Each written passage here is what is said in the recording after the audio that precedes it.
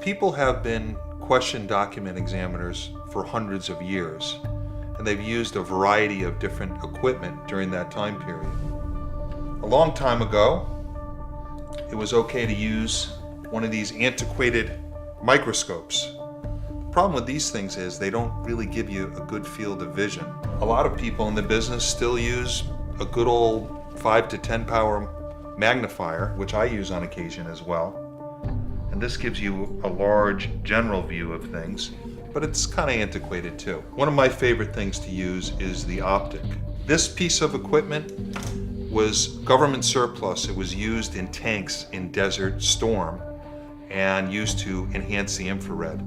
It's very good for reading a letter that's in an old script that's normally hard to read, but it's also excellent for comparing handwriting because you have your question example blown up and you have what may be a known example right next to it, and it's very good for making a comparison.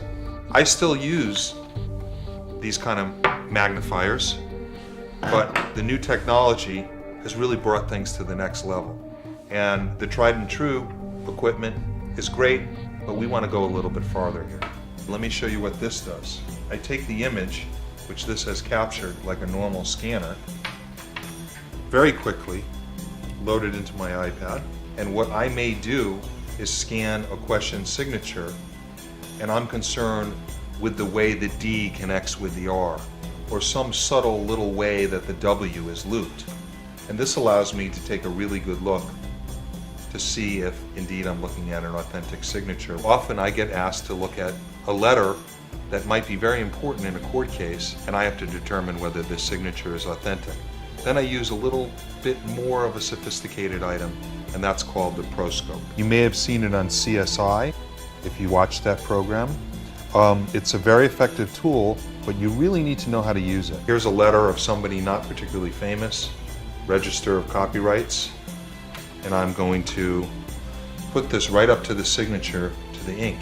I might want to see if the typewriting appears to be over the ink signature, or if the ink signature appears to be over the typewriting. In this example, you could see the feathering, which wouldn't be picked up by a scanner, and that shows that it's real ink. What if this document was yours and it was a contract for an invention worth $30 million and somebody was trying to take it away from you? It would be really important to know if it was genuine or not. This is exactly the kind of evidence that can make or break your case.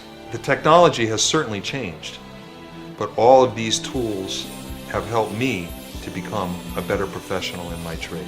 Whether you need authentication or you need a question document examiner, these are the things that help me to help you.